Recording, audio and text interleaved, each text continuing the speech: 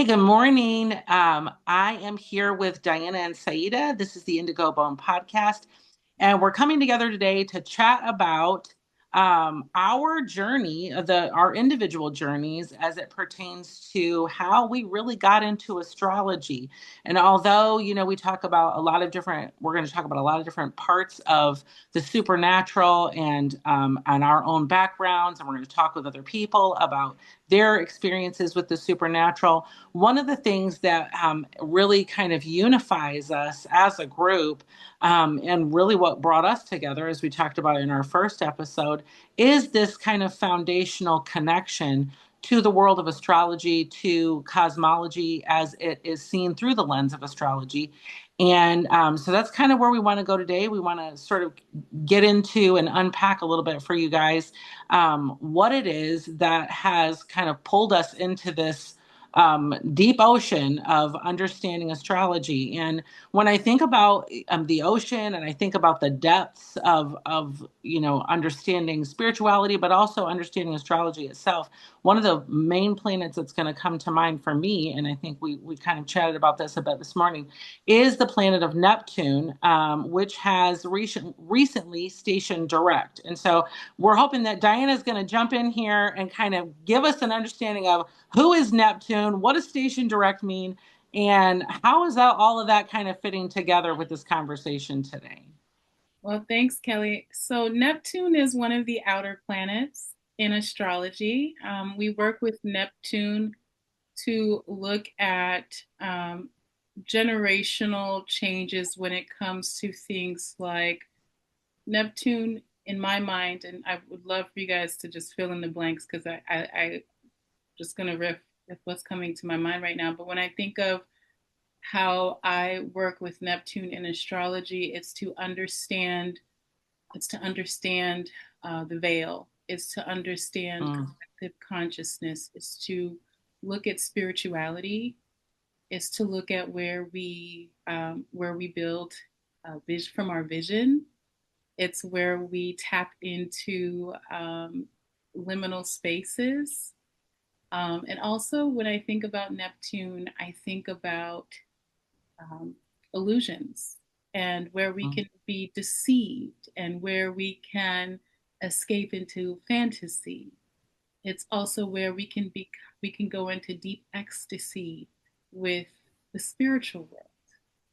And so Neptune represents those things to me. Did I miss any from either of your perspectives? No. I think that's great. Yeah, Okay. no, that's a good explanation. And so Neptune moves through, it's an outer planet, and the outer planets, we look to the outer planets for understanding of generational cycles. And so Neptune moves very slowly through each zodiac sign for about 14 years. So we have been working and dealing and meditating with Neptune, moving through the zodiac sign of Pisces and expressing the symbolism and archetype of Neptune through the Piscean expression. And that's been going on since 2011. And so for 14 years, all of us have been dealing with all of the topics that I mentioned earlier in Pisces. And Neptune is strong in Pisces because it's, well, the modern ruler of the planet. Yeah. So, yeah, I think that for me, because my natal Neptune is on my IC in Capricorn, it is. And so I think that natally it is strong because it's conjunct my IC, but the Pisces, like in Pisces, it's where it's supposed to be, sort of. But it's also like giving or it's amplifying the part of the illusion, so to say. And yeah, and well, I had it in my seventh house, so yeah, that was pretty rough. There will be, so I was just gonna add a couple of things because the moon is in Virgo today. And we definitely have a few people who watch and don't know what the IC means. So So I just wanted to just back up a little bit just to explain that how you have in your birth chart when you were born, that Neptune was right on like what some people would consider, it's the IC represents what in astrology? It's a point in the chart that shows the foundation, right? yeah. Kelli, how else would you describe the IC? It's the roots of the person's life. So it can, some people relate it also to past lives if that's something that you believe in or relate to. But it has to do with ancestry. That can be genetic, that can be spiritual ancestry. It's also your internal world. So everything that's kind of below the horizon when you look at the wheel of a chart, everything that's below the horizon pertains to, a lot of it pertains to the inner life or the inner world.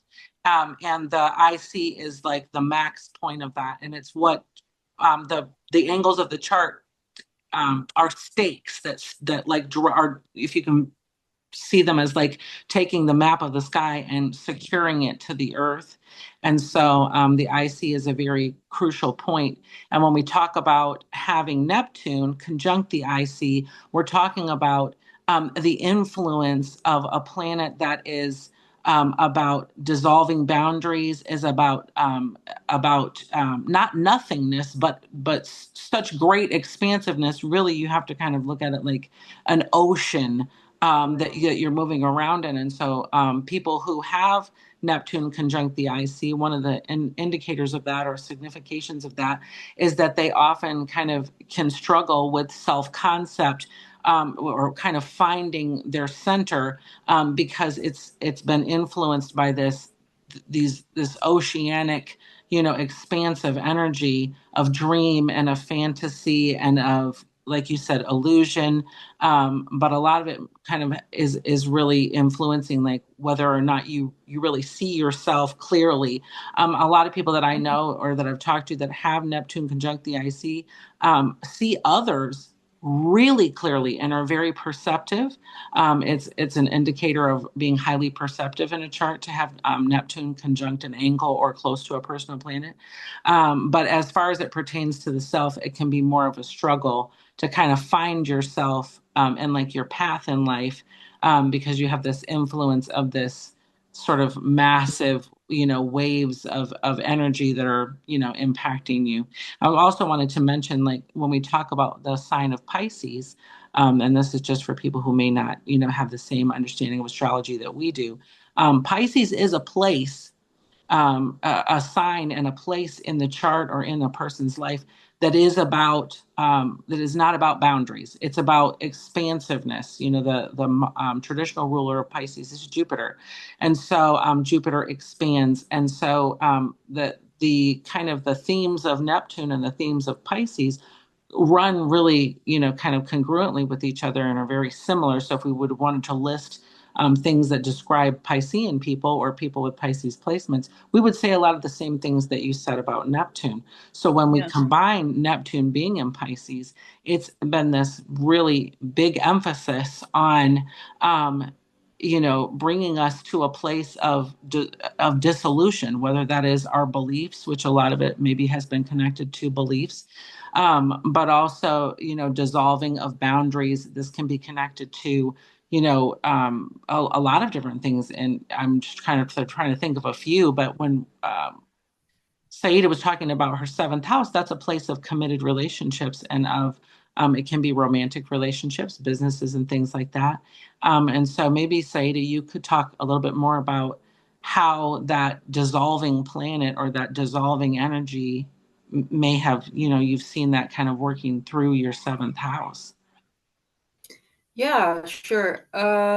So what you said about boundaries or like being boundaryless, it definitely had an influence on me putting my spouse first. On well, not even my spouse only, but like whenever I was dating or involved with somebody, it would be like um, as if I didn't exist anymore. It's more like now this person becomes the center of my life. somehow. And so that's like the dissolving part, because you dissolve into something that's bigger than you, because it's like into the relationship, sort of like. But it's mostly, it's not like it's a good thing if both of the people in the relationship have like this dissolving thing, like we both dissolve into our relationship. But yeah, I didn't manage to find anybody who would do that with me. So it was me dissolving in the relationship. And of course that's not very healthy. It's not a healthy place to be. It's also, I would say, a placement of codependency, probably. Yeah, and so that's my experience with Neptune in the seventh. So lack of boundaries, also putting somebody else first. Yeah. And you have, so Neptune has been moving through your seventh house of committed contracts and relationships for these last 14 years. Yeah. So my question is, given what you said about what we discussed about Neptune, your natal Neptune being in such a sensitive, inner focused, family, foundation, ancestry focused place of your chart, my question is for you, Neptune is just stationed direct as of yesterday and is wrapping up lessons for us or experiences for us in Pisces. That's sort of the culmination of the last 14 years. So my question for you is, how do you feel that your natal Neptune in Capricorn, do you feel like you're now at a point where you're building a new foundation for yourself based on this culmination of experiences that you had with Neptune moving through your partnership house? It's hard to say because it's Neptune, and so I don't know. And it's like what Kelli was saying before. I resonate very, very much with not seeing myself clearly. Also not being able to know what my purpose is in life, what my path is in life. That's like a big part of my experience. And it's also one of the reasons I got into astrology is trying to understand myself. That was my first reason. When I was like 12, I saw like a little booklet about Aquarius, so I bought it because I wanted to understand myself. I'm an Aquarius, and I didn't know anything else back then. And back then there wasn't the information that we have now, like on the internet. So yeah, am I now, I feel like I am much clearer now on who I am. Am I clearer on what I want to do in life? No, I'm just going with the flow. And but I think that I did learn to set better boundaries. And I also, now I have 2 children, so I have dependents for whom I also have to, set better boundaries and be more, be more like, what's the word? Purposeful, maybe, or yeah. So I don't know if I have really reconstructed my Neptune, because I also am entering my Neptune square. So I think that there's a lot more work to do still. Yeah. I hope that answers your question, Diana. It absolutely answered my question. I just wanted to get a sense. So we have a similar experience in that I was born with Neptune natally in my 7th house of partnerships. I was born with Neptune in Sagittarius. And I mean, it's so interesting now being able to look back in retrospect, because I started working with astrology during this transit when Neptune was in my 10th house of vocation and career. Mm-hmm. And with Neptune in my seventh house, I would say very similar to you, Saida. Looking back, I realized just how much I projected on my partners, how much Mm-hmm. I idealized them. And I'm talking about professional partnerships as well as my personal partnerships. Mm-hmm. That I, had a vision, I had a vision for what I thought the thing could be. And seeing how I'm so thankful I started working with astrology, because when I started reading descriptions about what what Neptune represented and how it can show up in the chart, I started to really sit back and see, okay, wow, this describes your experience of this particular planet working with this within this sign of Sagittarius, and now dealing with, I was in the middle of my square, Neptune and Sagittarius being squared by the transiting Neptune in Pisces. And Mm-hmm. I found, as a result of that experience, a lot of difficult, a lot of, reality checks having to come into Yeah. play. And they showed up a lot when it came to the partners in my seventh house, as well as my vocation and career aspirations in my 10th house. So those themes were creating tension with each other, but also giving me a lot of clarity at the end of the transit about the ways in which I needed to change some of my projections or ideals or visions and just be more practical when I am collaborating or partnering with anybody in my life, whether it's Mm. professional. I also have Neptune in an angular house and in Sagittarius, but for me, instead of the seventh, it's in the fourth house. And so, like Saida, my Neptune natally in the birth chart from when I was, the day I was born, at the time I was born, the city I was born in. That's what a birth chart is, in case somebody doesn't know. That sky map has Neptune conjunct the IC. So the IC stands for Imam Choli. I think it's Latin, right? About the roots of the life, right? So that's not the exact translation, but those are Latin words. And then it's also called the Nadir. That's another word for the IC.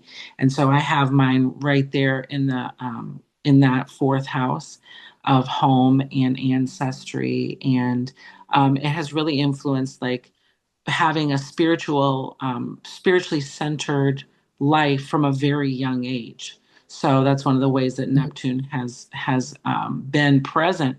But as it came through the seventh house in this last 14 years, I experienced a dissolving in my family of origin. So there's actually been a real dissolution of that family structure.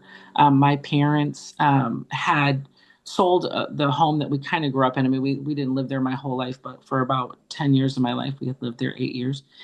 They sold that family home and they moved, and then they moved several more times during that time frame. But some very deeply personal things that I won't go into here. And I just lost the screen because I'm.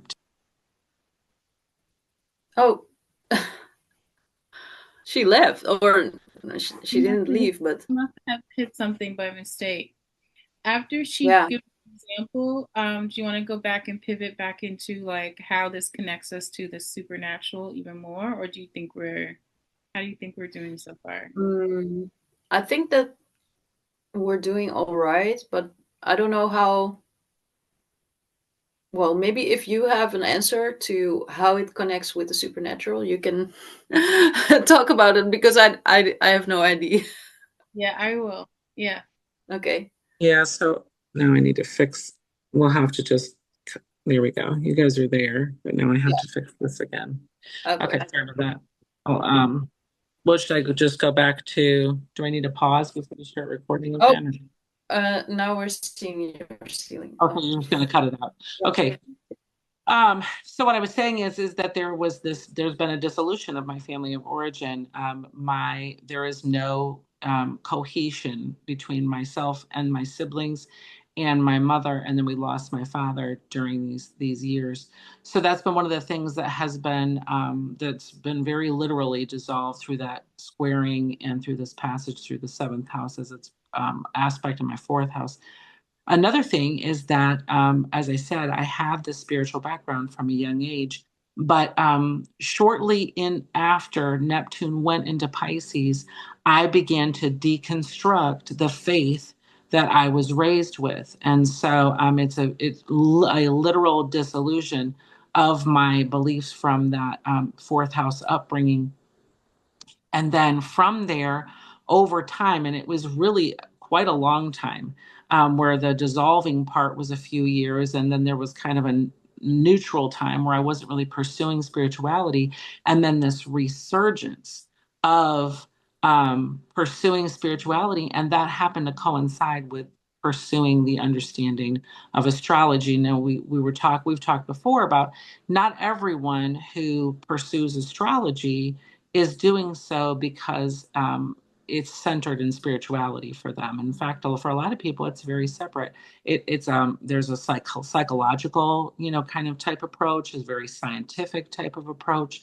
And for some people, it becomes kind of a framework for how they express their spirituality, or it coincides or kind of piggybacks along with the belief system that they have. So there are Christian astrologers, there are Buddhist astrologers. There are, all these different faiths and backgrounds. In fact, one of the strongest kind of astrological systems is the Kabbalah teachings. That those who follow Kabbalah, which is Jewish mysticism, they have their own astrology, that is taught in a different way, and it's a little bit of a different structure than the astrology maybe that we know, unless that's what you're following. So but for some people, it becomes kind of the center and the framework of their spirituality. And that's sort of what happened to me with me. And I can look back and look at the time frame of that. And I just realized this literally this week as we've been reflecting on Neptune stationing direct, which happened on the 10th. And I said, oh my goodness, that really coincided with Neptune as it opposed my moon. So I have the moon in Virgo in the first house. And as Neptune opposed my moon, which, that's when it gets within about 3 degrees on either side. So there's about a 6-degree window where it's aspecting whatever planet. And so as it was maybe around 20 degrees of Pisces, up until about 26 degrees of Pisces, there was this period where it was opposing my moon. And an opposition is a hard aspect. And I don't say these things for you guys, because of course Diana's here to know this, but for people who are listening, it is a hard aspect, but opposition brings balance. And so there was this balancing out of my house of self and of identity, and of, the environment, and this spiritual path. And then I'm just sidestep to say, without going further into it, because it would be a lot of detail, but I also experienced dissolution, and when it came to a committed relationship that I entered into, and worked through, and have been in therapy for codependent patterns, and all of that happened. And I worked on, that's the biggest theme that I've been in therapy for the last 6 years, has been boundaries. So I can see, Neptune's influence for me personally in so many different aspects of my life. But also, I think I've heard this, and maybe one of you might be able to speak to it more in detail, one of you guys, about how there has been such a flood of people during this 14 years who have pursued spirituality, like all different types of spirituality, like this resurgence of spiritual, journeying, and specifically also astrology has grown kind of leaps and bounds and exponentially right during this time frame. So I certainly felt that way from my limited experience with it. I wanted to speak to that. Wow. I feel like with Pisces in my 10th house, I have experienced like there's always been like this calling on my life to have some kind of like spiritual background. I grew up with my mom. I feel like there's something in my mom's side of the family. Maybe speaking to this with Virgo moon. My natal moon is also in Virgo. That there's always been some kind of spiritual call on my life. Mm. On top of that, I was also realizing like the dissolution of my career and a change in career vocation during this time. And the journey has been very spiritual for me in that even though I'm speaking to different or dual paths that were happening at the same time, when Neptune first moved into Pisces, I had just begun. I grew up Catholic, as you both know, and then I had just started fellowshipping with a group of uh, Pentecostal folks who were doing campus ministry at a local college nearby. And it was so interesting because I'm no longer practicing that faith, but I've noticed just like this striving for God throughout the Mm. course of striving to know or just understand who God is and what God means to me. Mm. These and also tapping into not just God's source, but also tapping into what my gifts are as someone who is leaning more towards the path of being more of an empath and embracing that. Mm. And that all happened in vocation at the same time that this, sort of turning and dissolving of my existing career path. So it's Yeah. so interesting because, again, this is very Neptunian. It's sort of like a little bit blurry and all over the place. But I feel like through all of that blending and blurring and having to understand boundaries too, a major lesson for me was learning about boundaries as well, Kelli, and how I Mhm. was allowing one major discovery was that I didn't have any boundaries with people when it came to my work hours. Okay, that's a Oh, yeah. way of looking at it. Anyway, it's there's a blending there when it comes to the spirituality piece of it. It was definitely at the background, flowing within the background of the Neptune story for me, and very instrumental in how I came to start working with astrology. So I do work with astrology um, for spiritual purposes, for meditation. Hmm. I use it for meditation every day. I use it for awareness. But under the undercurrent of all that for me feels like it's based on my spiritual path and my spiritual walk. Mm. I think also because is of course it hit your MC, and your MC is your highest self. So that it's like if Neptune hits your highest self, it makes sense that you want to explore the spiritual more, even though it's like traditionally we're thinking of the 10th house as our career, but it's like it's like your higher self, so it makes sense. Yeah, it's a part of me that it definitely feels like the high noon of my chart, the part of me that everybody sees. And Mm. one of the things I embraced as a result of the mixture of this astrology and trying to find my path spiritually has been embracing the role of an astrologer who also counsels people. It's, Mm. it's just so fascinating. I have had a lot of awakenings during this time, but oh my God, I think I'm going to miss it when Neptune moves into Aries and everyone is Mm. doing more of their own thing again. We sort of got a preview for that.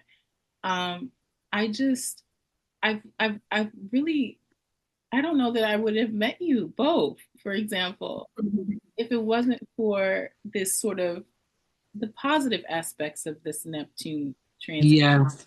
and exploring spirituality and blurring the lines has been me meeting with people and exploring conversations like this with you in a manner that I wouldn't never have ventured into were it not for astrology.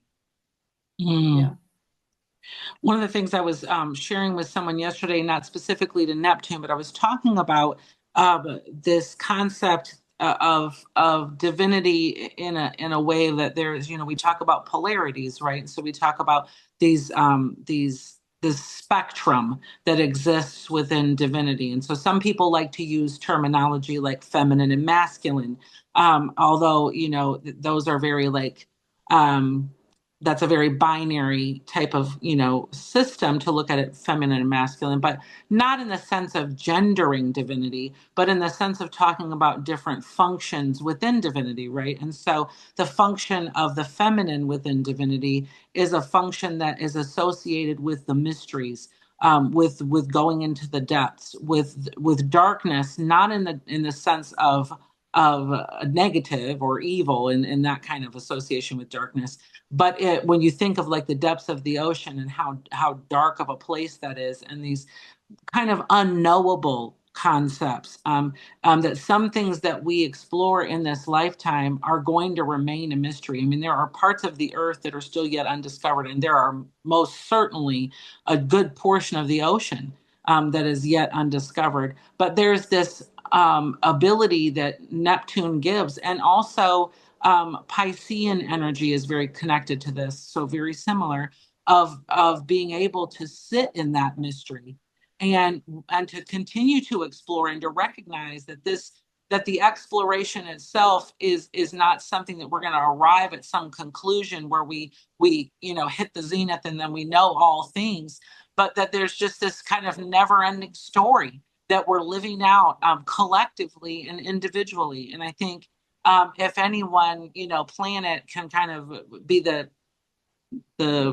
poster child for the never-ending story of imagination and collective consciousness, I would say it is Neptune. And one of the things that, so I was just discussing the divine feminine yesterday and the mystery and exploring the mystery and sitting with the mystery and being someone who's comfortable in those places where we don't know everything. We don't have this structured, boundaried life. So boundaries are so important, right? But then at the same time, we can all kind of talk about this because we all have Virgo placements. Virgo is very structured. Virgo loves everything organized. Virgo likes to cross all their T's and dot all their I's and, kind of have control over everything. So I thought it was really neat when Saida said, well, I'm just going with the flow. And I said, well, you know what? That's probably the best result of having worked with Neptune in your life to date, and this last 14 years of being in the seventh house is that feminine going with the flow, not having to have everything kind of sort of figured out, but moving with these waves and moving with spirit and learning to embody that and express that influence. And it's a balancing of that more structured, Virgo type energy where everything is very like the body and the structure and, the rules and all of these things. And then you have kind of Neptune in Pisces and Piscean on the other end of it, kind of going like, dream, but don't just dream a little, dream as big as you possibly can. And it's Neptune is a transcendent energy, right? It's transcendent love. It's transcendent vision. And some people try to achieve that transcendence by going in and they fall into the ditch of escapism, so you have that addiction is connected to Neptune, and it's also connected to Pisces. And you have these places where they kind of go the wrong way with it. There's a ditch that you can fall in, but it also helps us produce amazing visual art and a lot of technology combined with the art world. And I'm not a mundane astrologer, and I can't speak to this intelligently, but we can all tap into that. We can all tap into that visionary place. And the greatest minds in history, we think about an Albert Einstein or a Steve Jobs or some of these people who have had massive influence, they were people of great imagination and they were tremendous dreamers and they thought outside of the box. And that's very Neptune. It's helping us to get outside of our boxes and to see, how far we can go. And I love that example that you gave, Saida, where you dove into these relationships and kind of just dissolved in them, even though for you that wasn't necessarily a great path because you had to kind of balance that out, right, with self and with boundaries. But there's still something about that, like these when you think about some of the greatest love stories where these people just dissolve together, into romance. You know, when you both do it, it helps you to experience divinity. Literally, it's that union. Those kind of unions can help you experience divinity, the art, the transcendent art, all these different things and ways that we can access more than just what we can see with our natural eyes. You know, so I can see the kind of the dark side, but also, you know, all of this beauty that has come out of this transit. Oh yeah, it's given me a lot of compassion, Mm. a lot more than I think I came into it with. When I was thinking of the boundaries that dissolve, I was thinking of the prayer when I was in the Pentecostal church, the prayers. I mean, the way that we prayed together, it was very much in unity. It was Mm. very like, it was very like unboundaried. It Yeah. was very divine in so many different ways. And so it also, yeah, it also helped me to connect with people that I don't know that I would have connected with otherwise, were it not for Neptune's influence and the Piscean influence. I know there's so many Mm. similarities, but I have connected with people from all walks of life. I can't even begin to tell you, having had this experience of Neptune moving through an angular place in my chart as well. Mm. And what are we looking forward to with Neptune in Aries? What can we expect? It's a great question. Yeah, it's a wonderful question. I know what I'm looking forward to. I'm looking forward to creating a new community, a new sense of community, and but trying to create it carefully. I have Neptune moving through my 11th house when it moves back into Aries in February. Mm-hmm. And so I'm looking forward to creating a new reality, visioning with my vision of what, and then also, yeah, new community, new friends, new networks, um, starting them, maybe not finishing them because it's Aries, but at least having some kind of framework going in. And I'm excited about all the fire associated with Neptune, like the vision of Neptune creating out of a vision that's very inspired by, Mm-hmm. yeah, my imagination, my faith, my fantasy. So I'm looking forward to that. What about you? It's going into my eighth house and also Kelly's eighth house. So I think with this podcast, we're very on team because well, the eighth house is of course also the supernatural. So I'm looking forward to becoming more spiritual. Hopefully. Um, Getting more in tune with my intuition. Um, I don't know about if I think about Aries, it's like the individual sign. It's very spontaneous also as well. It's like I think that of the fire signs, I would say Aries is the most fearless. Like Mm. they don't think; they just go into whatever they see, like without thinking. You know. Um, so maybe it will help me with putting aside a little bit of my fear for the supernatural. That's what Mm. I'm hoping. Yeah. Yeah, I love that. I love that. I also love it for you both looking at like the depths of shadow with like more courage. Also, maybe getting into some new occult studies, maybe with it going into the eighth. Yeah. Yeah, I was thinking about the so when we look at the zodiac, like right, there's 12 signs, and Pisces is the last of the 12, so it's the 12th place, and Aries is the first place. And so when a planet travels through all 12 signs and gets to the end of its journey, when it goes back into Aries, right, and it goes back into that first place and it hits that 0 degree mark, Aries is the starting point. And so the 0 degree of Aries is like the zenith of the starting point, right? And so there's a reset that's happening. And what I'm looking for, although obviously we haven't, no one on the planet has lived through all 12 transits of Neptune because they're 14 years apiece.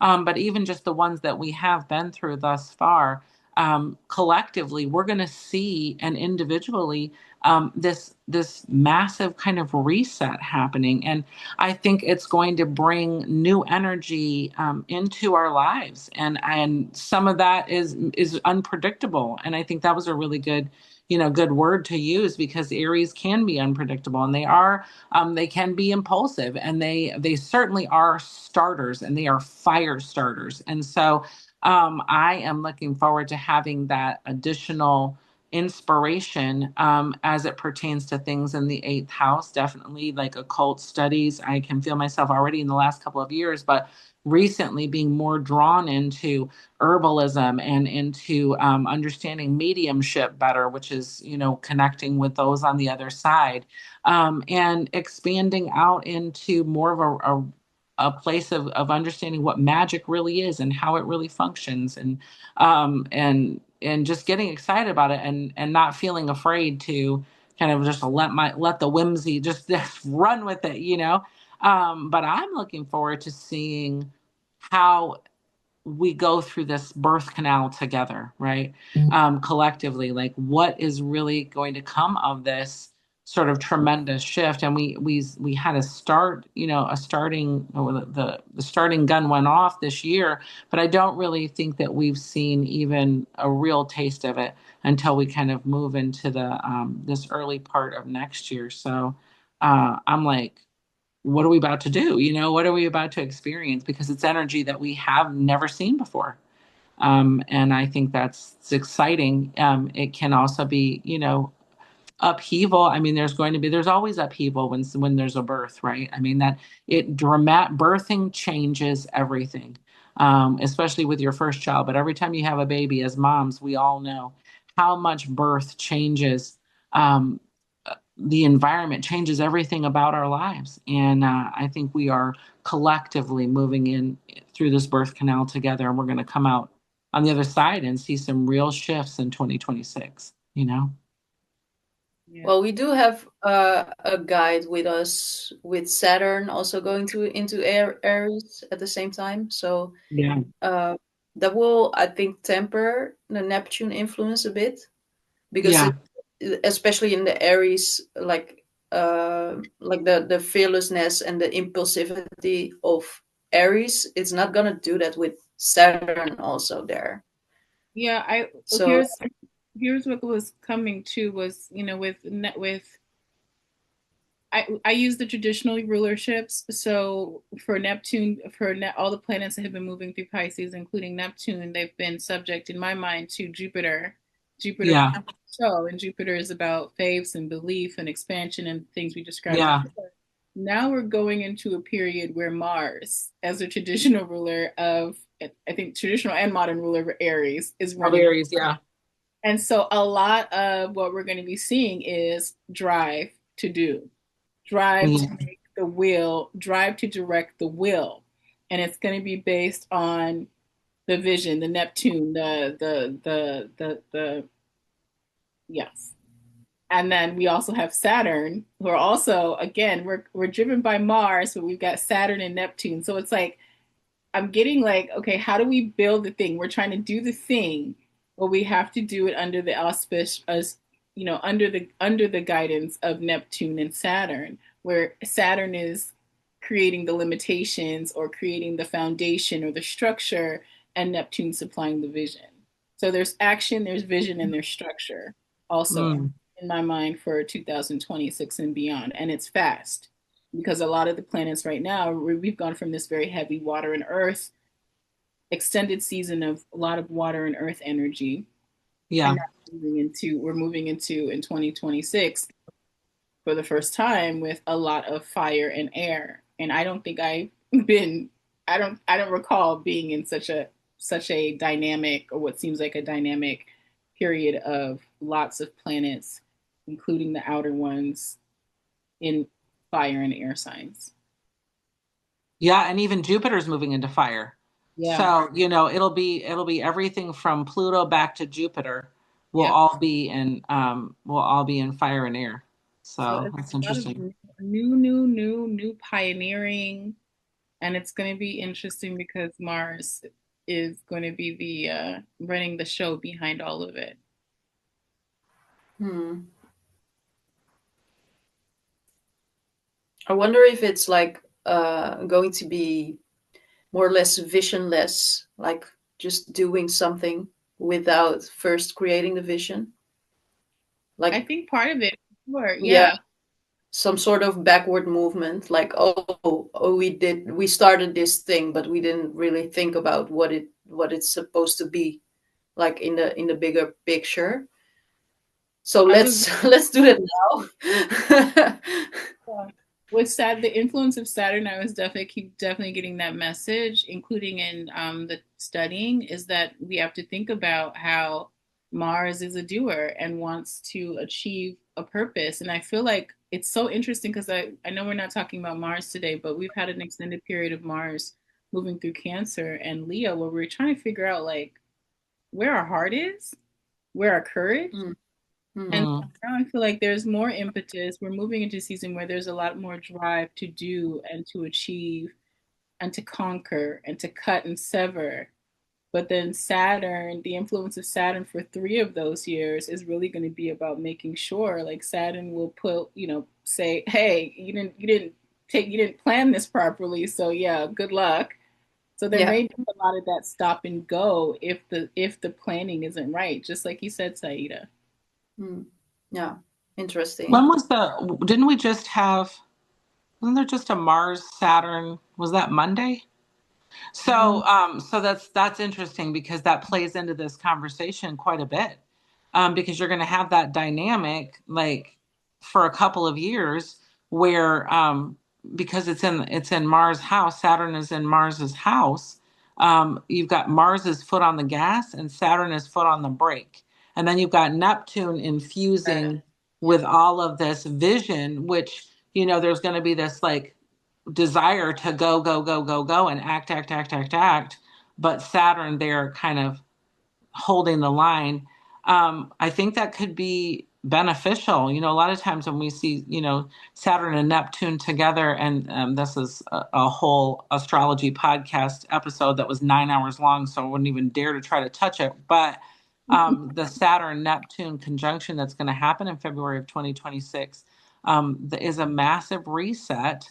And so, even though we may not see it move immediately, just like when a baby is born, they don't start walking the first day and they're not going to get up and run.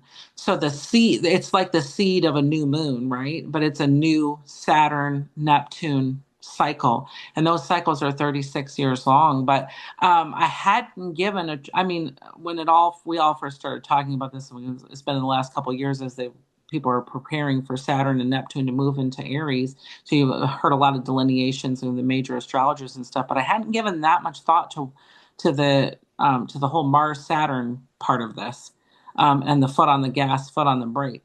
So it's going to be interesting to see how that dynamic plays out in those first couple of years. And I know Astrology, which is a astrologer that we all follow and really like, she had some really good information about Neptune going into Aries and how she felt like that was going to play out, or in specifically like in the different houses and things like that, and talked about she recently had I don't know if it was just this last transit or the transit before, Neptune went through her eighth house, but she was talking about how when it first starts in the eighth house, that you're going to have Saturn there, and then once Saturn moves on, it's like the wheels coming off. I mean the tricycle. What am I trying to say? The training wheels coming off. I was like, what am I looking for? Mm-hmm. Training wheels coming off. So I think on one hand it's going to be frustrating, and there might be a lot of hitting, people butting their head against the wall or hitting the ceiling with Saturn there. But at the same time, I think it could be very helpful in like grounding, um, because otherwise it could be really wild, especially with everything in air and fire at the same time. Woo! Yeah. I love the awareness. Yeah. I'm already prepared. I'm like, I'm gonna be, I'm prepared. Like, I'm gonna we trying to initiate a lot. I remember the brief preview we got of it. Things definitely felt like they were moving faster. But Yeah. I also saw that if I wasn't ready for something, it didn't go. Mm. And that I had to go back and redo some things in preparation for next February because they weren't ready for prime time yet. And that was the influence of Saturn at the same time. Mm-hmm. Yeah. Yeah. And I have this Mars Saturn conjunction natally, so I know all about it. And it gives a lot of discipline once you get over like the hurdles and the like you want to start, but Saturn is stopping you from starting. But once you do, it's like starting up a locomotive. Locomotive, yeah. A locomotive. It's like that. Like it starts, but once it's steady, it's going. It's hard to stop it. Hard to stop it. Yeah. Vivian of Stars in Alignment, I was talking about my Mars and Saturn and Libra, and I was meditating. I was thinking about it on Threads, and she mentioned that fortitude was another good way to describe that conversation. So as we're thinking about these planets all moving together, the Saturn, Mars, and then the overlay of the Neptune, since we've been talking about Neptune, it's just like part of the vision has to be fire and fortitude. Like we can move through this. We have the fire, the Neptune, the inspiration, but we've also got the Mars and Saturn. We've got the ability, even though Saturn's not going to be great in its greatest position, moving through, technically not in its greatest position. I think that I like the idea of thinking about fire and fortitude in tandem, at least for the next 3 years. And then Saturn, by the way, is going to be like behind the scenes of the entire Neptune transit, based on like Hellenistic traditional astrology. Saturn is a triplicity ruler of the fire signs. So Saturn is always going to be, I think he's called a participating ruler, if I recall correctly, in fire. So Saturn, even after the first 3 years, there's still going to be some of that plan carefully, lay the foundation properly, develop your own authority, Saturn. Because that's another one. Interesting. Yep. So I hope that we've given you a lot to think about over the holiday season, to reflect on how are we going into the Neptune and Aries era. We hope to see you again next year and have a wonderful time.